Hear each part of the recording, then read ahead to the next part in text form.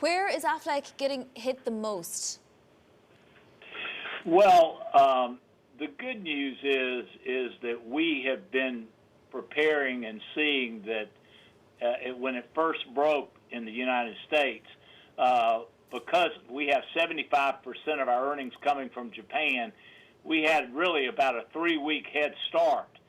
And so we started by creating some bond offerings and created an additional $1.5 billion in liquidity, and today have almost $5 billion in cash at the holding company.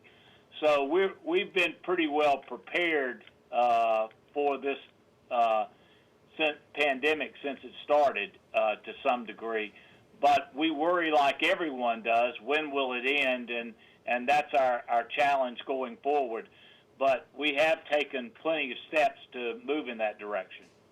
So, Dan, what do you do in terms of capital? So Lloyd's of London, the marketplace, yesterday we were speaking with them, and they're very well capitalised, so they have a bit of leeway here. What about AFLAC? Yeah, we're very well capitalized. If you go back to, I was CEO during the period of 2008 when the financial crisis hit, and we learned a lot from that. And we have a much broader portfolio. There's two elements. One is the claims element, and then the other is the investment portfolio. Our investment portfolio is in good shape, and according to our actuaries, we're very well set from a claims perspective because we've done our stress test both on the investment side and on the actuarial side. So our policies are indemnity in nature, and so we don't have a runaway of expenses, but our design is to help the people in need, and we'll be there when they need us. Yeah, now obviously you're also looking at the regular type of claims, right? Claims associated with the hurricane season, which is kicking off, one in the Atlantic right now. What do you anticipate in terms of claims for the rest of the year? What are your forecasts telling you? Well, as you know, we're a health insurance company, and we do not have the issues with the property casualty other than if any of those people were hurt or injured should it arise.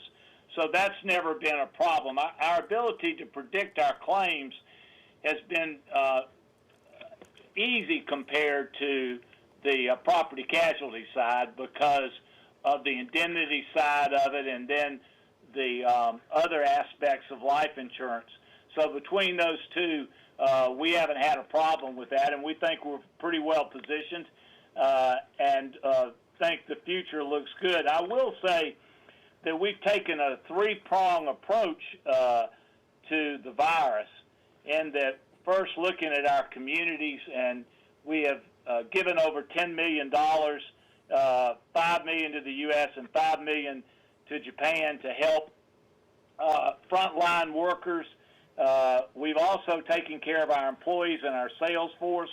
One thing we've been very fortunate of is in the U.S., 97% of our people are now working from home, and we've had no layoffs and been able to employ them.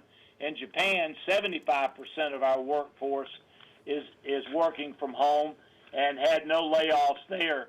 And then finally, the last thing is our stakeholders, specifically shareholders, and our ability to pay the dividend. And we increased the dividend this year. We've had 37 straight years of dividend increases, and we think we're well positioned to continue that. Yes, now you're also trying to integrate a couple of deals into the AFLAC folder right now. I wonder how that's been going, given that you've been slightly disrupted by the coronavirus. Well, when you consider the size of the company, these are just $100 million deals. They're not very big in the overall scheme of things, but they are what we feel are the future of the company, being able to do more things through the internet, our ability to be much more technology-driven, and so it's something that we see as a future for us. But it has no real impact in terms of how we're running the company. They're separate entities, one being dental and vision, and so we think we're in good shape. We're glad we bought them, and we look in the long term for them to play a role. Right. Now, credit losses are one thing, Dan, but you also talked about the investment portfolio. How concerned are you for that over the next 6 to 12 months, given that more and more economists are now forecasting a longer recession? Well, our stress test is dramatic in terms of taking on numbers that we think could be worst-case scenarios. And in those scenarios, I would tell you I'm much more comfortable than I was in 2008. We built from 2008 to today the idea of never being where we were in 2008, to be broad-based in our approach to investments.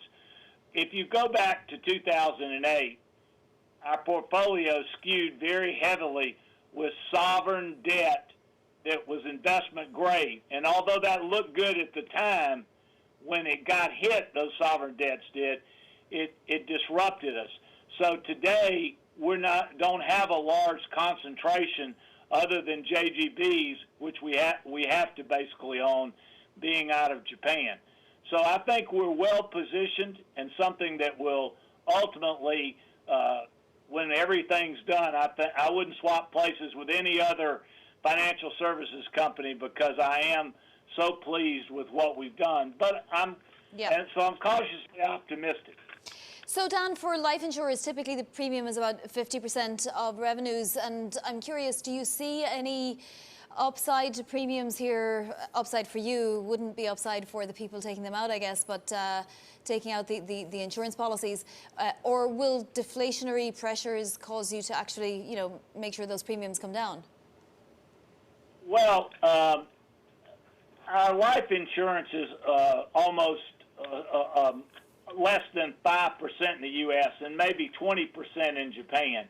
But always the challenge for the last 10 years in Japan has been this low interest rate environment. And how do you make any money in the low interest rate environment? We're proud that in the first quarter of this year, we were able to get a 4% yield, which was extraordinary for us.